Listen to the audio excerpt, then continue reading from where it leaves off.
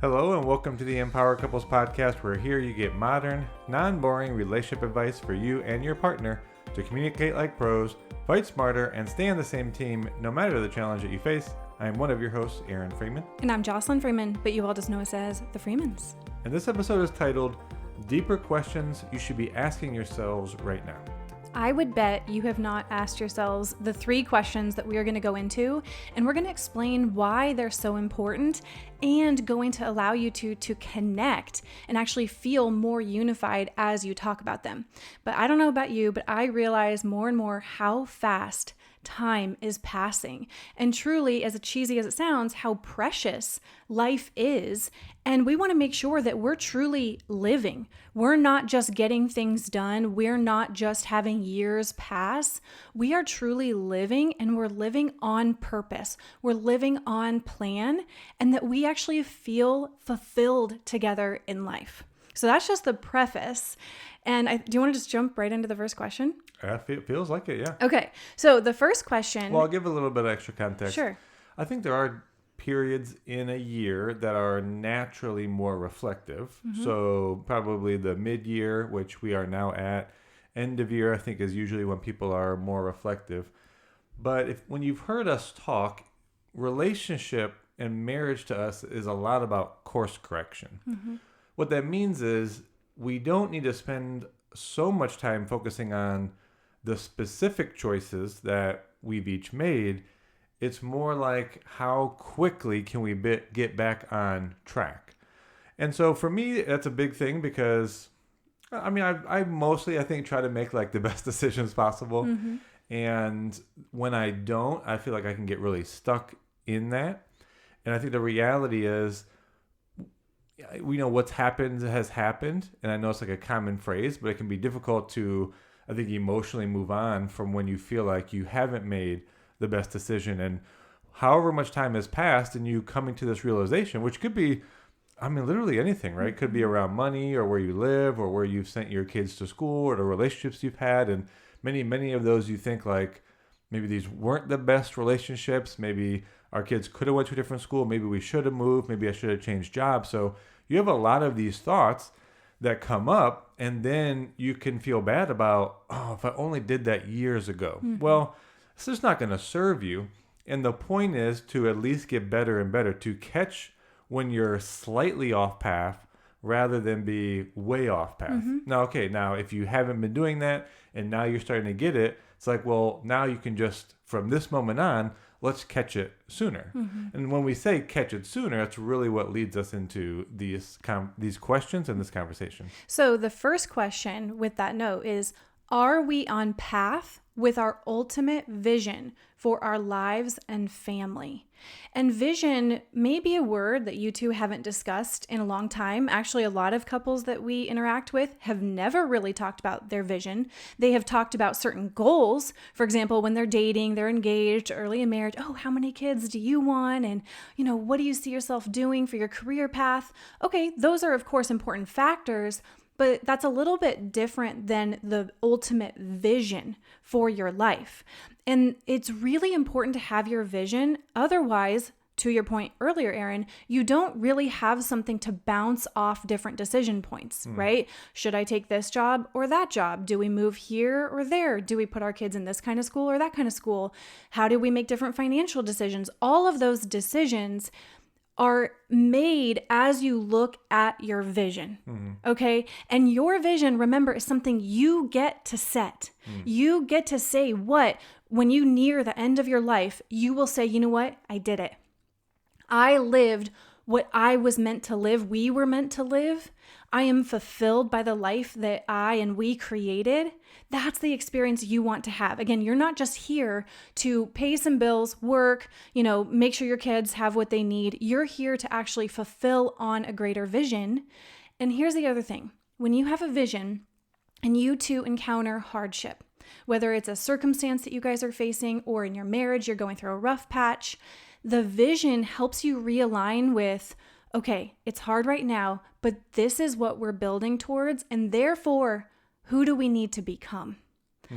So we could really go on this one a long time, but I want to make sure we get to the other two questions. So you're asking yourselves, are we on path with our ultimate vision? And we've been bringing this up in sessions with couples, those who we've been working with for a while and really overcome some of the challenges that have been interfering with their daily lives. And it's a big question for couples. And they actually say, you know what, like I'm so in the doing and the day-to-day grind that this is a question truly we need to ask ourselves and make sure that we're actually feeling on path with what's important to us. Yeah, we have a vision statement process that we developed a while ago. I'm not going to go into it. It has 5 steps, but I want to just put out there, to your point, many of you are probably focusing on what to do. And there are just other things to focus on. One is you could focus on what kind of impact, and that might mean like who are you impacting by your vision. One would also be the experience you want to have. And I think that often gets missed. I think we can easily put aside what kind of life experience, funny enough, for the doing, but your fulfillment, your satisfaction is more correlated to that's an experience, right? So to say we really want to feel freedom or adventure or security, Growth, certainly, yeah, then that can be a better guide in your vision when you combine the experience you want to have with like the actions or outcomes and the people that you feel would be most meaningful to impact. I love this conversation so much. And this is something we come back to very often, you guys. We not only ask this question yearly, which we do in one of our yearly family meetings, that's a whole guide that we have, but throughout the year, hey, are we on path? Are we on path? Because that's really what is most important to us and keeps us thinking about the bigger picture. So let's go to the second question, which you asked this on the last episode, Erin, and it struck me so much when you said it that I wanted to make sure we dove more into it. And it's, are we operating in a way that the other person's life is better because we're in it? And by the other person, we're meaning your partner in this context. So let me say it again. Are we operating in a way that the other person's life is better because we're in it? And I know that might be like a gut check question. And we don't mean just functionally, although that is part of it in terms of like, okay, yeah, I contribute to my partner's life because, financially I provide this and that allows them to do X, Y, and Z, or I, help with the kids and etc. Okay, those are important factors. But beyond function, what about fulfillment? Is your partner more fulfilled in life because you're in it? Which means it's about your attitude that you bring to the table. We talked about that too in last episode, but the attitude, the experiences that you try to create with them, the way you interact with them, the questions and the engagement. So think about that, not just function, but fulfillment. Mm-hmm. Yeah, I have been listening to some other material that talks about relationships in general and thinking of them from the aspect of, am I creating honor or dishonor? And it's really struck me, certainly for a marriage relationship as well, because you can get down more to the micro. And it's like, are my actions creating honor or dishonor for my partner? And when I think about it, obviously I can speak from the male perspective, and we talk to a lot of couples and I talk to a lot of husbands. And you can have some of the obvious bigger ones. Is your level of defensiveness when your, female partner brings up something, is that creating honor or dishonor? Is your attitude when you wake up? Are your interactions as you pass them throughout the day? Are your interactions and conversations and text messages and the amount of like check-in or support you're providing or not providing, is that creating honor or dishonor? Or as you're putting, is it supporting them? Is it benefiting them? Is the way that I'm looking at other people, right? Or maybe that you're looking at other females, whether at the gym or out and about, like even that, is that honor or dishonor for your female partner? Is the amount of time that you let pass from a conflict, are you just letting it be 3 days of you feeling offended and letting your partner get the cold shoulder? Is that honor or is that dishonor? Are there small little things that you're not sharing with your partner? Now, you've heard us say we don't have to communicate every single aspect of our life, but is there something that you're holding back saying to them? Mm-hmm. However small or big, are you creating this atmosphere of distrust?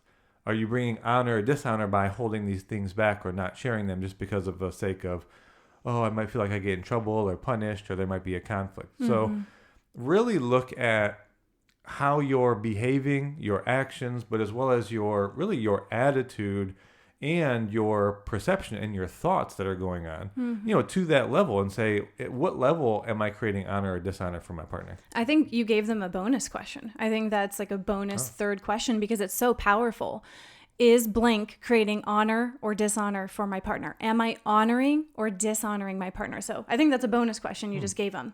So let's go to the final question. And I want to start it with a statement that we have said several times to couples. Something's gotta give. And what we mean by that is if you frequently use the excuse, and I'm sorry, I'm going to call it out as an excuse, of being too busy to blank. Whatever that blank is that you guys keep putting off, being physically intimate, having quality time together, being able to do the weekly family check-ins, because we see those comments online, oh, I wish we could, we don't have time. Really? Okay, let's look how much time you're on your phone, you're watching TV, etc. Okay, we could get into those nuances. I would even go further probably to say, well, oh, really you don't? Well, how on path are you with your vision right now? The answer is probably kind of off. Yeah. It's like, okay, well, are you going to get urgent about it? Are you going to then make this a priority? Because you have to get in this course correct mode with answering in these kinds of questions. Yeah. Otherwise, you will end up in this time period where it's years down the line. And you're like, man, I wish we did this or that. And I'm not as satisfied as where we are. And then obviously you can point the finger at your partner, and that creates more dishonor and conflict. When again, this game is not about the challenges. It's not about the issues. It's about how fast you recognize them. And how quickly do you course correct? Well, course correct to what? Like this vision, and then changing those attitudes and behaviors to create more honor, to put these together. And then like you're saying, it's like, well, if you can answer any of those questions, then something has to change in your lifestyle. What you say you value versus your actual actions of what you value are probably off. Yeah. And so you're not actually on course as much as you want to conceptually think that you're on path. It's like you actually have to make much harder decisions in your action, in your lifestyle, aside, like you're saying, from time, from money, convenience. So let me pause there because I feel like I was taking over what you wanted to say. Well, I love everything you're saying, and the question, because we didn't even fully give it to them, that final one. What do we need to delete, delegate, or do differently to make time for what matters most? So notice those 3 Ds. What do we need to delete, delegate, or do differently? Because again, something's gotta give. And, we are lucky because we get to talk to couples all along, like the timeline, ages, time together. And so we even get to talk to couples who are in their 50s, 60s, even sometimes in their 70s. And we can hear that they start to express more regrets.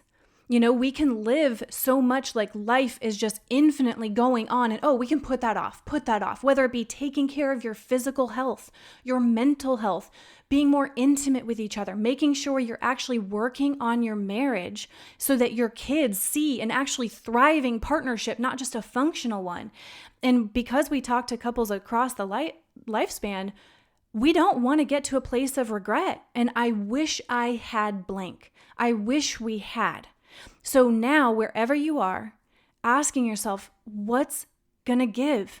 What do we need to delete, delegate, or do differently? And remember, this is all correlated to your vision, the first question. So if we get re-present to our vision, what is most important to us, the kind of life and family we want to create, okay, then there's all these sub questions that we asked, right? And there were like 4 to 5 main ones. I know we kind of went on a few rampages, but it is really important that you two get clear on specific changes that you can make. And look, some of them might be bigger.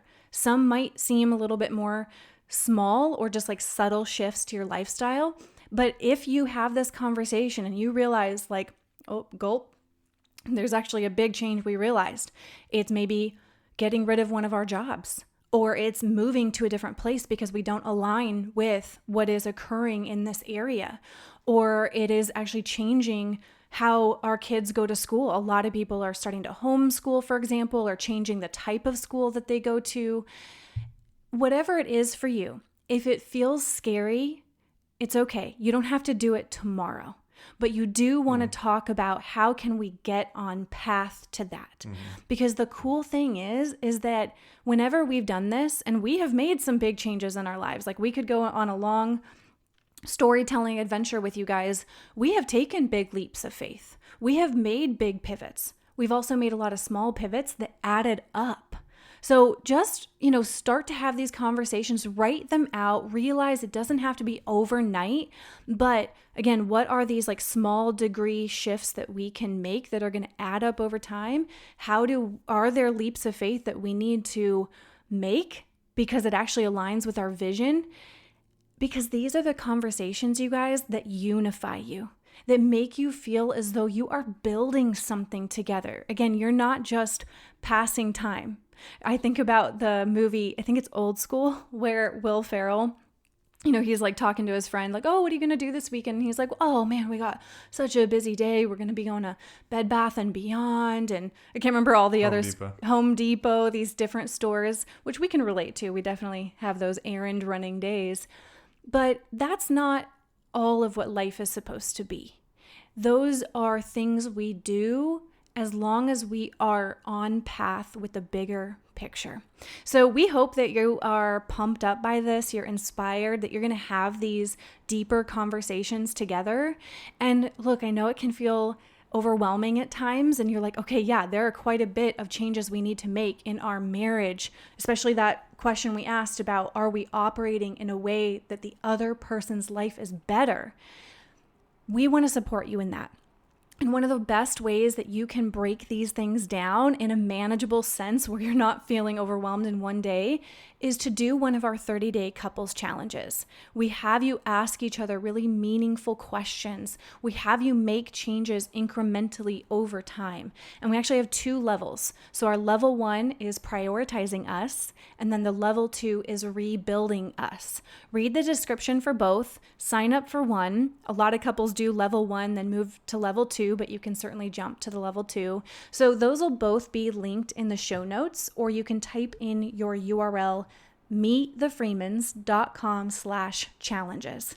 But those challenges are an incredible way to make sure you are implementing things into your daily life and not just having these quick moments of being inspired to be better together, but you're truly implementing it into your day-to-day choices and actions and interactions. So with that, we hope that you have these conversations. Send us a note if you enjoyed today's episode. We've got so much more coming to you. So if you're new here, make sure you hit the subscribe button so that you can hear past and future episodes. It also helps so much if you rate us on your platform and write a review. It makes such a difference for us, and we truly hope that you take away value from our episodes. So with that, you guys, we'll talk to you on the next episode.